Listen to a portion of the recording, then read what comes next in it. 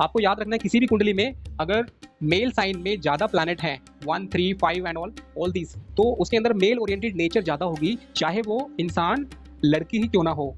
If the person is a women but her odd sign are more active than the woman, the girl will be having those nature which are like male oriented. For example, result oriented, she will be very active, very much taking good responsibilities in life, doing many things at a time, and she will be martial in nature like Mangalik effect. Okay, so these are the things that you should remember. Now coming to the next topic, आपको शायद ये थोड़ा सा रफली याद रखें कि जिन लोगों की कुंडली में जिन लोगों की कुंडली में जो 1 3 5 7 9 11 इसमें अगर प्लैनेट है तो लड़कों जैसी आदत होगी, चाहे वो लड़की क्यों ना हो। 2 4 6 8 10 12 यानी कि वृष, कर्क, कन्या, वृश्चिक, मकर, मीन, अगर इसमें प्लैनेट ज़्यादा हैं तो फीमेल ओरिएंटेड नेचर ज़्यादा होगी। इसका फ़ायदा ये है, एक्चुअली ये काम आता है कब, शादी जो हम मैच मेकिंग करते हैं उसमें आता है, बिजनेस में भी कर सकते हैं। मतलब दो कुंडली को आपको मैच करना है तो ये पॉइंट है जो 100% सही बैठता है। दोनों कुंडली में देखो, अगर समझ लीजिए कि उसके कुछ प्लस माइनस पॉइंट होंगे।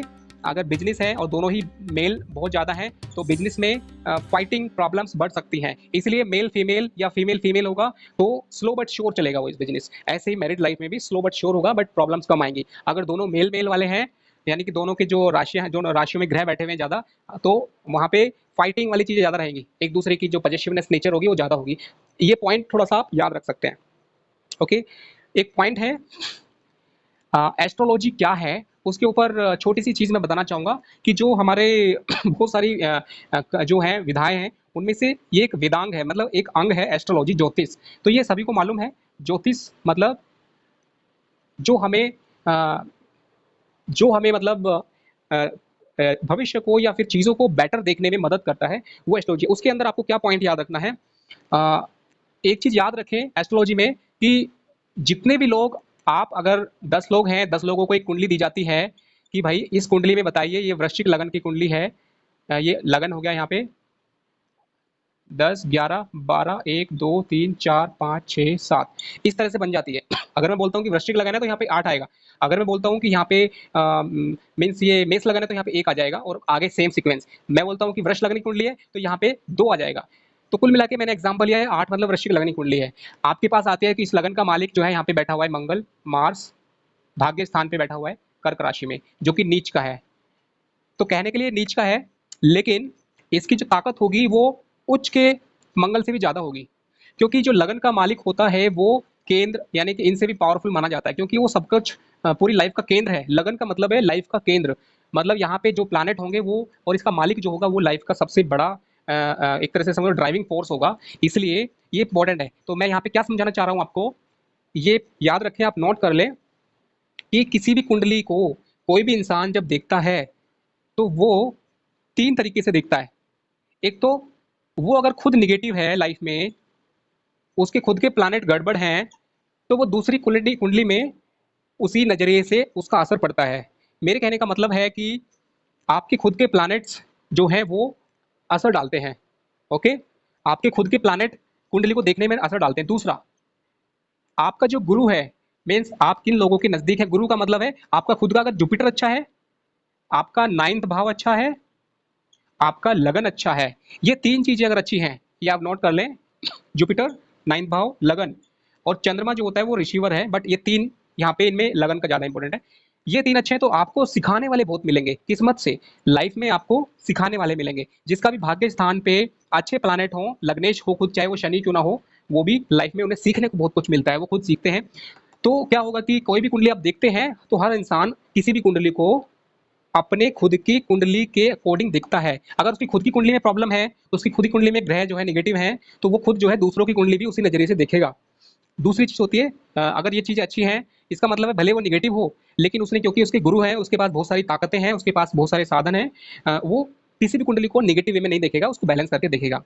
तीसरा चीज़ होता है जो जिसको बोलते हैं कि किसी भी इंसान का जो है एक टाइमिंग है, महादशा, ठीक है, गोचर जिसको बोल सकते हैं।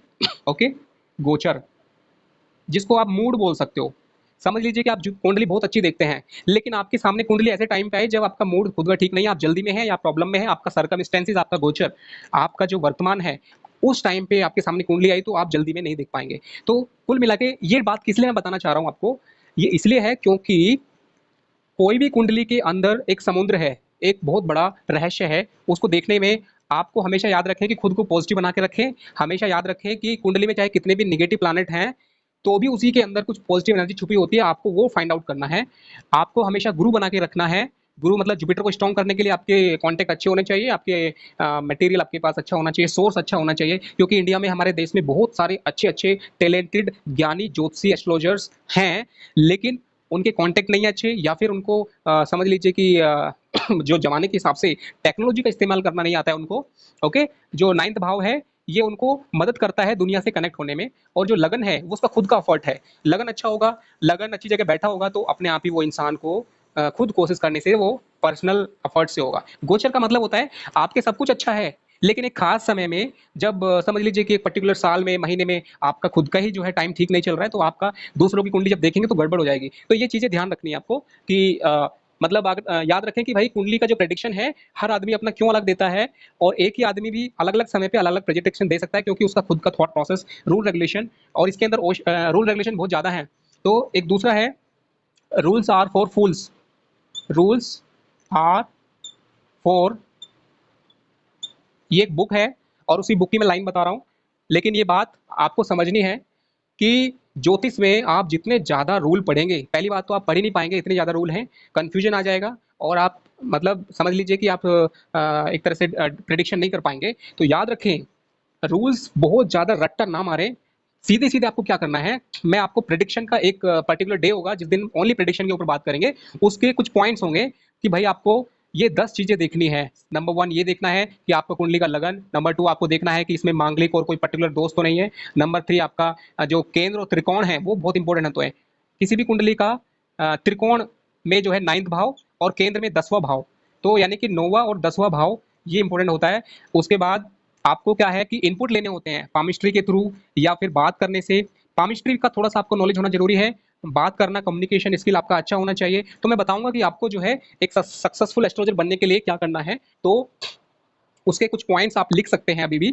सक्सेसफुल एस्ट्रोलॉजर बनने के लिए आपको पहले हीलर बनना पड़ेगा। हीलर का मतलब है आपका जो है अंदर से भावना जो है, your thought should be very much positive, and दूसरों को दिल से कुछ देने की भावना। ये एज ए हीलर इसलिए होता है क्योंकि आपके पास जो भी इंसान आता है, आप उसको जो गाइड कर रहे हैं उसमें खाली उपाय काम नहीं करता है, आपके आशीर्वाद, आपकी ब्लेसिंग्स, आपकी सोच भी काम करती है, तो आपको हीलर होना पड़ेगा।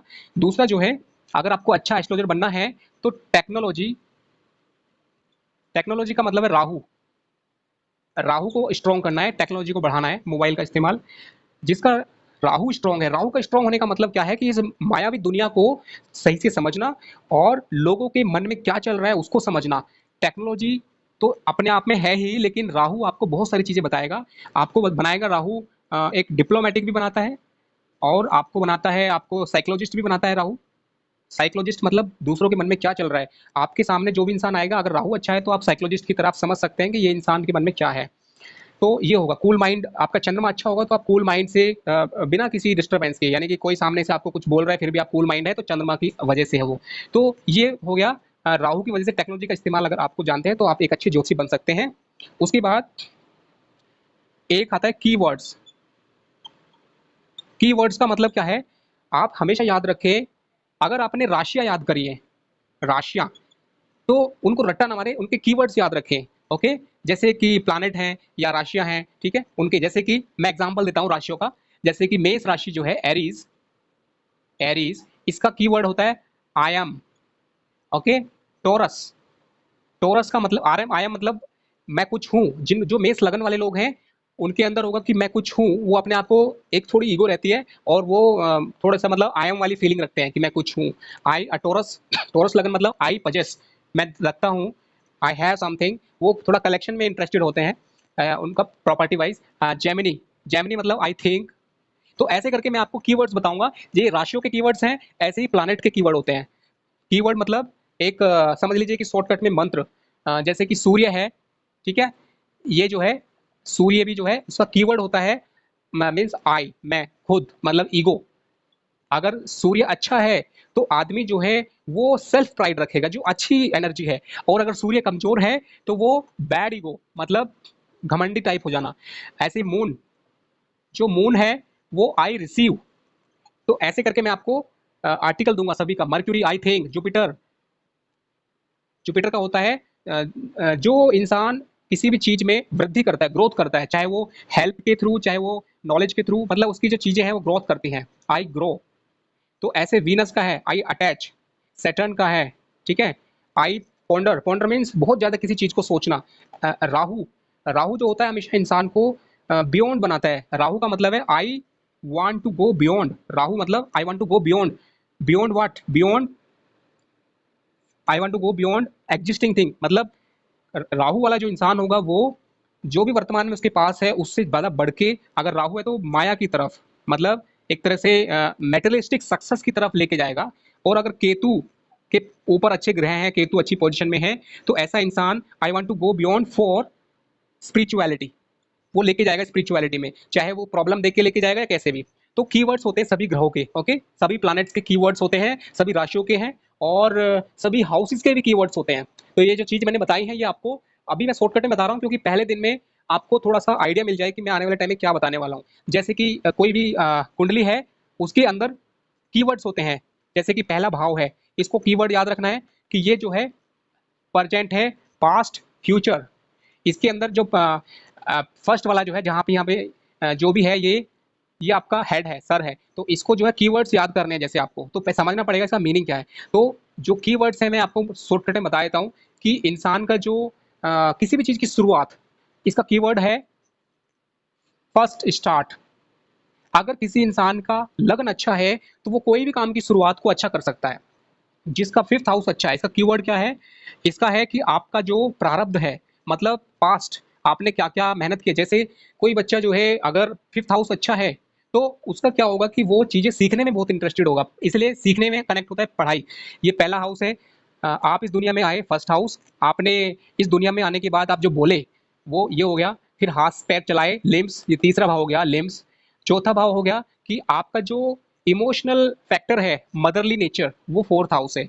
आपका कहीं भी आप मतलब घर से अटैचमेंट हो, बाहर से किसी भी चीज से, ये हो गया। ये है आपका जो आपने कोई टैलेंट, हैबिट क्रिएट किया, वो पांचवा भाव है। उसको करने में जो प्रॉब्लम आई वो छठा भाव है।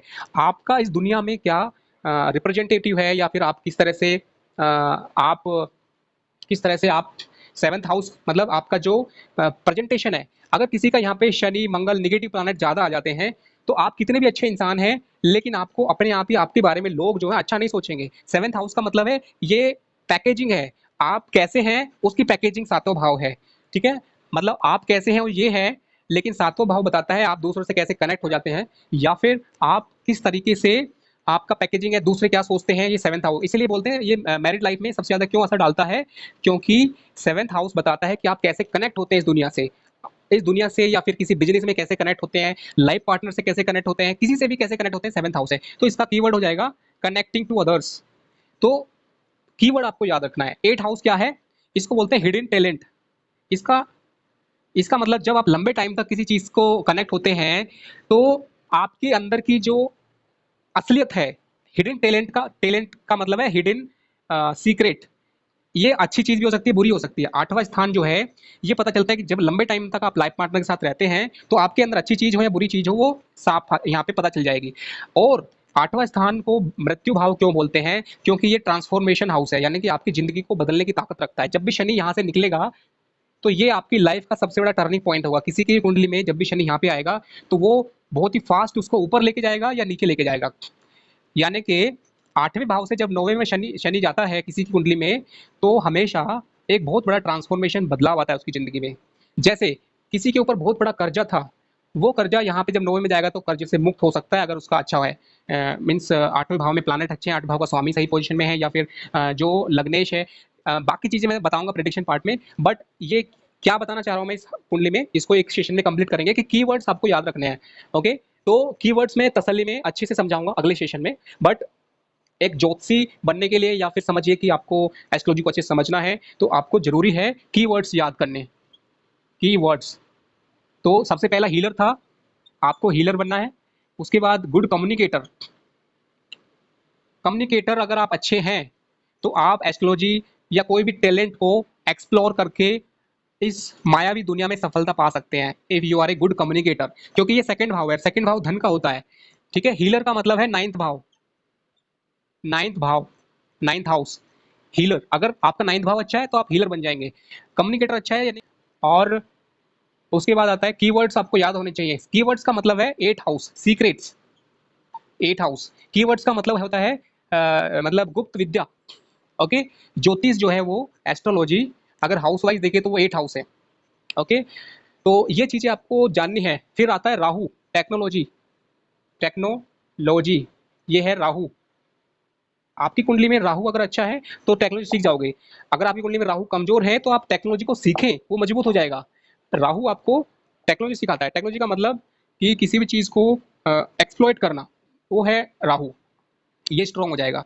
ओके, तो ये वाले पॉइंट जो है आपको काम आएंगे जरूर। आपको हीलर बनने के लिए क्या करना पड़ेगा, आपको डेली लाइफ में स्पिरिचुअलिटी को फॉलो करना है। जिस बहुत लोग पूजा पाठ करते हैं, बहुत लोग जो भी काम करते हैं, मतलब जैसे कि समझ लीजिए कि कोई दान देता है, कोई अच्छे से नेचर बहुत अच्छा है जिसका हेल्प करना है, कोई अच्छे से बात करता है, कोई दूसरों का रेस्पेक्ट करता है, तो नाइन्थ भाव अपने आप एक्टिव हो जाता है। कीवर्ड्स एक्टिव करने के लिए क्या करना है, कीवर्ड्स के लिए आपको प्रैक्टिस करना है, क्योंकि ये शनि का भाव है, आठवां जो है इसका कारक शनि है।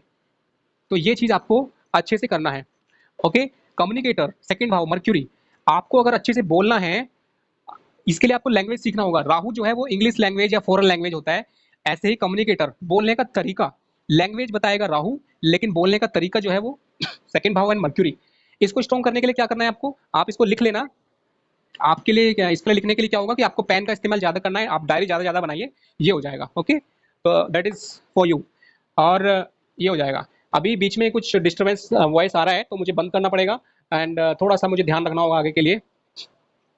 आज के लिए इतना ही। बाकी मैं कोशिश करूंगा कि सिस्टमेटिक तरीके से अगले वीडियो में मैं आपको बताऊंगा। और आप मुझे जो भी आपके कमेंट्स हैं आप मुझे बता सकते हैं। ठीक है, आज के लिए इतना ही, और बाकी अगले सेशन में। Okay, thank you.